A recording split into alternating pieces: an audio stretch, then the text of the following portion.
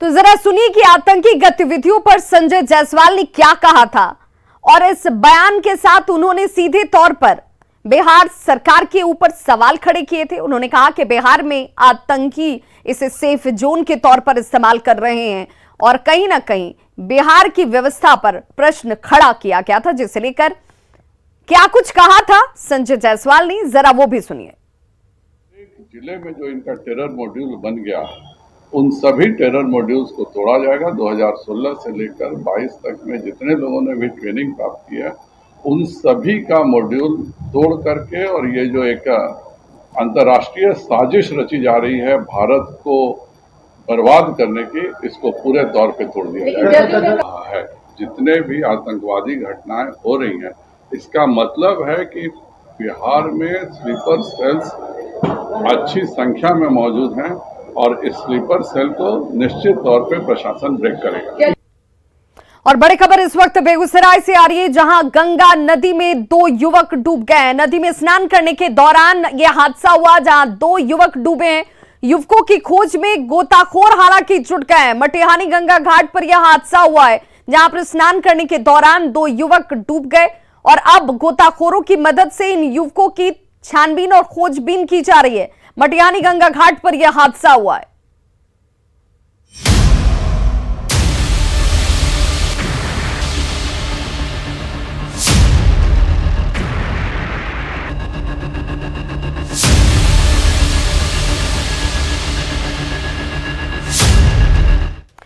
छपरा में खैरा के पटाखा फैक्ट्री में हुए विस्फोट में 6 लोगों की मौत हो गई। विस्फोट इतना भीषण था कि धमाके में 3 मंजिला मकान पूरी तरह से ध्वस्त हो जाती है।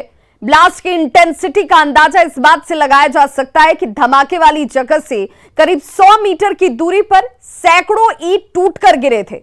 ग्राउंड रिपोर्ट से संवाददाता संजय कुमार, और उस रिपोर्ट के जरिए आप भी समझिए कि ग्राउंड रिपोर्ट में क्या कुछ दिखा है।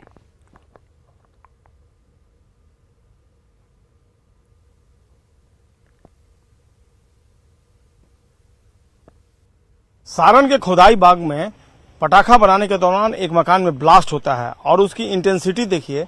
ये जो आप बिजली का पोल देख रहे हैं और वो इसके जो ईंट उड़े हैं मकान के, उसने उसको भी डैमेज किया और देखिए कैसे वो झुक गया नीचे की तरफ और मकान की ईंट जो है वो चारों तरफ बिखर गई। एक तस्वीर थोड़ा आप देखिए, यहाँ पर एब्स्टेकल के रूप में ये दीवार खड़ी है और मकान की ईंट यहाँ तक पहुंचे हैं। इससे आप अंदाजा लगा सकते हैं कि इंटेंसिटी कितनी ज्यादा थी।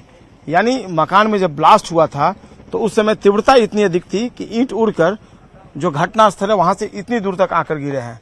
ऐसे में अंदाजा लगाना मुश्किल नहीं है कि जो एक्सप्लोसिव क्रैकर के मैन्युफैक्चरिंग के लिए रखे गए थे उनकी इंटेंसिटी काफी ज्यादा थी। ये जो घटनास्थल जहां पर आप जेसीबी मशीन देख रहे हैं ठीक उसके बगल में है और वहां से मकान की ईंट जो है वो लगातार ब्लास्ट के बाद उड़कर यहाँ पर आए हैं। और ये जहां पर फील्ड है जहां पर हम इस वक्त खड़े हैं, चारों तरफ जो आप ये ईंट देख रहे हैं ये उसी मकान के हैं जहां पर क्रैकर बन रहे थे और कई डब्बे जो हैं इस वक्त आपको दिख रहे होंगे और सबसे ज्यादा ईंट बिखरे पड़े हैं।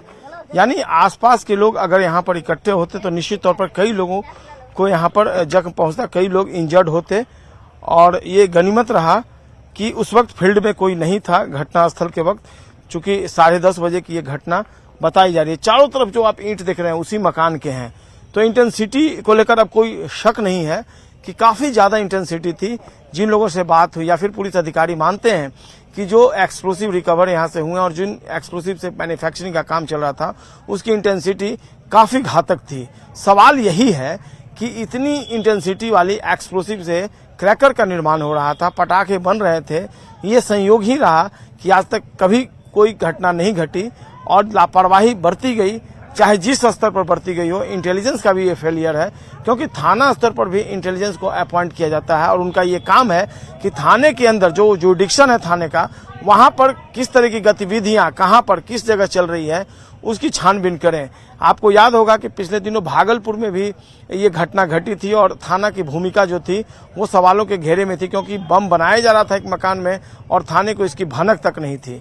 बहरहाल इस मामले में भी कमोबेश घटना वही है। जिलाधिकारी पूरे मामले की जांच के बाद कार्रवाई का भरोसा जता रहे हैं, लेकिन देखना होगा जब कार्रवाई होगी तो कौन कौन से लोग इसके दायरे में आते हैं। कैमरा पर्सन सुबोध के साथ संजय कुमार, न्यूज 18, खुदाईबाग, छपरा। और अब आपको दिखाते हैं ब्लास्ट की एक और तस्वीर। न्यूज 18 पर सबसे पहले देखिए वो तस्वीर जिसमें ब्लास्ट के बाद मकान ध्वस्त हुआ था। तस्वीरों में आप देख सकते हैं कि ब्लास्ट कितना तेज था, इसकी इंटेंसिटी कितनी ज्यादा थी, जहां पर मकान का मलबा जो है वो दूर तक जाकर गिरा हुआ नजर आ रहा है। और ये वो तस्वीर है जहां पर ब्लास्ट होती है और सिर्फ कुछ देर के लिए आग के गोले ही नजर आए, धुएं नजर आए और मकान मलबे में तब्दील हो गया। इससे पहले भागलपुर और गोपालगंज समेत बिहार के कई जगहों पर ब्लास्ट की घटनाएं हो चुकी हैं। इसके बावजूद सारण प्रशासन अलर्ट नहीं था। यह बड़ा हादसा हो जाता है और इस हादसे के बाद सवाल उठता है कि ब्लास्ट की घटनाओं पर आखिर डीएम साहब अलर्ट क्यों नहीं हुए? ब्लास्ट की घटनाओं से प्रशासन ने कोई सबक क्यों नहीं लिया? ब्लास्ट की ऐसी ही घटनाओं के बाद क्यों अवैध फैक्ट्रियां जो हैं वो बदस्तूर चल रही हैं? ब्लास्ट की घटनाओं के बाद भी विस्फोटकों का भंडारण क्यों हुआ, क्यों किया जा रहा है? क्या प्रशासन किसी बड़ी वारदात का इंतजार कर रहा है? ये तमाम सवाल जो घटनाओं के बाद एक बार फिर से खड़े हैं, लेकिन घटनाओं की पुनरावृत्ति हो जाती है, लेकिन इन सवालों को लेकर गंभीरता बरती नहीं जाती। अधिकारी